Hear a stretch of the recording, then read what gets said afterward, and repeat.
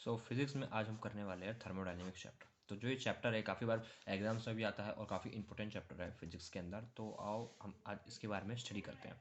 तो थर्मोडायनेमिक्स होता क्या है? थर्मोडायनेमिक्स होता है, इस थर्मोडायनेमिक्स में अगर कोई डेफिनेशन पूछे तो आप लिख सकते हो, thermodynamics is the study of relation between heat, temperature,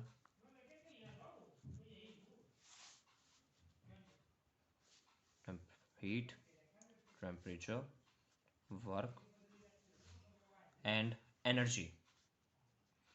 तो थर्मोडायनेमिक्स की देखो डेफिनेशन क्या है, सिंपल डेफिनेशन है। अगर एग्जाम में आती है तो आप ये लिख सकते हो, the study of relation between heat, temperature, work and energy. Simple definition है। तो एग्जाम्स में भी आती है तो आप ये लिख सकते हो, और एग्जाम्स में आपसे इसके टाइप्स पूछे जाते हैं कि थर्मोडायनेमिक्स के भाई देखो कितने प्रकार के टाइप्स होते हैं। तो आप यहाँ लिख सकते हो कि थर्मोडायनेमिक्स में देखो चार होते हैं टाइप्स। तो जो पहला टाइप है वो है आइसोथर्मल प्रोसेस। मतलब टाइप्स, मतलब थर्मोडायनेमिक्स में वो टाइप मतलब प्रोसेसेस होते हैं कि कितने प्रोसेसेस होते हैं, कितने टाइप के प्रोसेस। तो उसमें जो एक पहला प्रोसेस होता है वो होता है आइसोथर्मल प्रोसेस।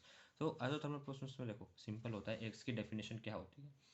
आइसोथर्मल प्रोसेस में अगर आपने देखो अपनी केमिस्ट्री में पढ़ा होगा थर्मोडायनेमिक्स, तो उसको पता होगा इतना तो कि सिस्टम क्या होता है, सराउंडिंग क्या होता है, आपको इतना तो मालूम होगा। और नहीं पता तो आप मुझे बता देना, मैं केमिस्ट्री वाले में भी बता दूंगा आपको। तो देखो आइसोथर्मल में होता क्या है कि जो टेम्परेचर होता है वो कांस्टेंट होता है। टेम्परेचर जो होता है वो कांस्टेंट होता है, और इसमें अगर टेम्परेचर कांस्टेंट है तो जो डेल्टा टी है वो ज़ीरो होगा। अब सिंपल समझना, अगर टेम्परेचर कांस्टेंट है, कांस्टेंट मतलब क्या है कि टेम्परेचर चेंज नहीं हो रहा, और अगर टेम्परेचर चेंज नहीं होगा तो जो चेंज इन टेम्परेचर होगा वो ज़ीरो होगा। भाई कॉमन सी बात है इसमें, तो आप लोगों को इतना तो समझ में आएगा कि अगर टेम्परेचर कांस्टेंट है, कोई भी चीज़ कांस्टेंट है, तो उसका जो चेंज होता होगा वो ज़ीरो ही होता है। बाकी हम दूसरी बात करते हैं। तो ये होता है इसका पहला टाइप। दूसरा एक टाइप है इसका जो कि है एडियाबैटिक। देखो एडियाबैटिक टाइप, इसमें एडियाबैटिक प्रोसेस क्या होता है, एडियाबैटिक प्रोसेस भी मतलब थर्मोडायनेमिक्स में होता है। इसके अंदर जो हीट होता है, हीट को हम क्या नाम है, क्यू से डोनेट करते हैं, आपको मालूम है। तो जो हीट होता है वो कांस्टेंट होता है। तो अगर यहाँ कांस्टेंट हीट है तो जो डेल्टा हीट होगा वो यहाँ भी ज़ीरो होगा। सिंपल सा है ना, इतना सबको समझ आ रहा होगा आप में से। बाकी इसका एक प्रोसेस और आता है, आइसोक्लोरिक प्रोसेस। आइसोक्लोरिक प्रोसेस में देखो सिंपल है, जो वॉल्यूम होता है वो कांस्टेंट होता है, और वॉल्यूम कांस्टेंट है तो क्या है, चेंज इन वॉल्यूम ज़ीरो। और एक होता है आइसोबेरिक। आइसोबेरिक प्रोसेस में प्रेशर कांस्टेंट हो जाता है, प्रेशर जिसमें कांस्टेंट हो जाए तो उसमें चेंज इन प्रेशर ज़ीरो। आप लोगों को तो समझ आ गया होगा कि ये कांस्टेंट होता है तो उसी का जो चेंज होता है वो ज़ीरो होता है। तो ये चार टाइप के प्रोसेसेस होते हैं इसमें। और आपसे अगर इनकी डेफिनेशन पूछे तो आप लिख सकते हो, जैसे आइसोथर्मल की कोई डेफिनेशन पूछे आपसे तो आप उसमें लिख सकते हो, isothermal is a process in which temperature remain constant. Adiabatic की पूछे तो एडियाबैटिक भी लिख सकते हो, adiabatic is a process in which heat remain constant. Simple, ये लैंग्वेज आपको सीधा ये क्या नाम है डेफिनेशन लिख दोगे, टीचर आपको इसमें फुल मार्क्स देगा, कोई इसमें दो राय नहीं है। बाकी इसकी कंडीशंस भी होती है, ज़्यादातर जो एग्जाम्स में एडियाबैटिक और आइसोथर्मल के बारे में ही पूछा जाता है। तो हम इनकी कंडीशन भी जान लेते हैं दोनों की। आपके इसमें फ़िलहाल 11th में यही है तो आप इन दोनों की आप कंडीशन जान लो कि कंडीशन होती क्या है। तो पहली कंडीशन है वो है, the wall should be perfectly conducting. तो जो वॉल है वो बिल्कुल परफेक्टली कंडक्टिंग होनी चाहिए। कंडक्टिंग मतलब क्या, आपको पता है सिस्टम सराउंडिंग का, हमने उसमें केमिस्ट्री में पढ़ा है। तो कंडक्टिंग मतलब जो कंडक्टिंग होते हैं तो मतलब उसमें से हीट इजीली पास आउट हो जाए, ऐसे करके कंडक्टिंग होता है। आप इस बात का तो अच्छे से जानते होंगे ही, जो वॉल होती है किसी भी उसकी सिस्टम की वो होती है कंडक्टिंग। अब आते हैं दूसरी कंडीशन में। तो दूसरी कंडीशन क्या बोलती है इसकी, तो दूसरी कंडीशन में देखो बिल्कुल देखो सिंपल है। दूसरी कंडीशन में क्या है कि जो वर्क डन होगा, मतलब जो आइसोथर्मल में वर्क डन होगा वो बहुत स्लो होगा। इस बात का ध्यान रखना कि जो ये हम अभी कर रहे हैं, क्या नाम है, जो ये कंडीशंस लिख रहे हैं इनकी, ये है अभी आइसोथर्मल की।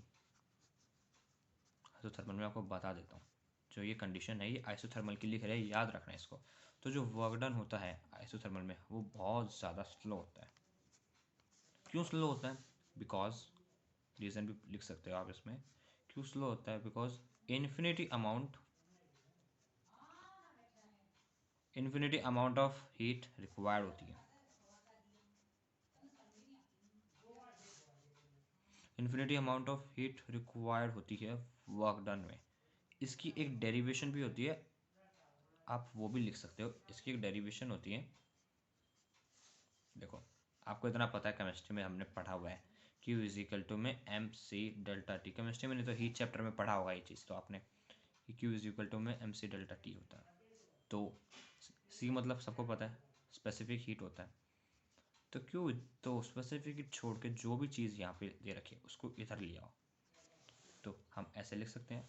और सबको पता है आइसोथर्मल प्रोसेस की बात हो रही है। आइसोथर्मल प्रोसेस में हमने पहले पढ़ा था कि जो डेल्टा टी होता है वो ज़ीरो होता है। तो हमने पढ़ा था आइसोथर्मल प्रोसेस में ऊपर डेफिनेशन में कि आइसोथर्मल प्रोसेस में जो चेंज इन टेम्परेचर होता है वो ज़ीरो होता है। तो अगर हम चेंज इन टेम्परेचर की वो पुट कर दें यहाँ पे ज़ीरो और ये डेल्टा क्यू, तो सबको मालूम है अगर ये ज़ीरो है, अगर हम किसी भी वेरिएबल या कोई भी नंबर होता है उसको ज़ीरो से डिवाइड करते हैं तो आंसर क्या आता है? इन्फिनिटी। सबको मालूम है इन्फिनिटी आंसर आता है उसका, ठीक है। उसमें वही देखो आपको भी मालूम है कि ज़ीरो से डिवाइड करने पे किसी भी नंबर या वेरिएबल को इन्फिनिटी आंसर आता है। तो इसलिए हमको infinity amount of heat required होती है वर्क डन के लिए, इसलिए काफ़ी ज़्यादा स्लो होता है। अब ज़रा एडियाबैटिक की भी हम कंडीशंस देख लेते हैं। तो एडियाबैटिक में देखो इसके अंदर एडियाबैटिक में बिल्कुल अपोजिट हो जाता है सब कुछ।